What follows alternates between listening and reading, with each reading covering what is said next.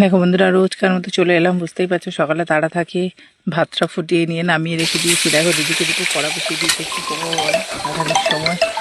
এদিকে মাছটা ভাজছি আর ওদিকে এখন বসাবো শাক ভাজা বসাবো। শাক ভাজা করতে হবে। আলু ভাজাটা হয়ে এসছে, দেখতেই পাচ্ছ। আলু ভাজাটা হচ্ছে যে আলু ভাজাটা প্রায় হয়ে এসছে। আলু ভাজাটা হয়ে গেলে শাক ভাজাটা বসাবো। এদিকে ভাতটা কিছুটা হয়েছে, ভাতটা এবারে ফুটে গেলে পরে আরেকবার ফুটিয়ে নামিয়ে নেবো। ভাতটা হয়েই এসছে, দেখতেই পাচ্ছি। দেখো আনাজটা কাটা রয়েছে। এবারে এদিকে মাছটা ভাজাই হয়ে এসছে। মাছটা ভেজে নিলে হয়ে যাবে। এবারে মাছের জলটা এদিকে বসিয়ে দিচ্ছি। বুঝতেই পারছো এত তাড়ার মধ্যে কী করবো বলো। এদিকে দেখো রসুন পেঁয়াজ শুকনো লঙ্কা দিয়ে দিয়েছি তেলের উপরে। এদিকে পেঁয়াজ ফোড়ন দিয়ে দিলাম, জিরে পেঁয়াজ ফোড়ন দিয়ে এদিকে পটল আলু দিয়ে মাছের ঝোল করবো আদা জিরে বাটা দিয়ে।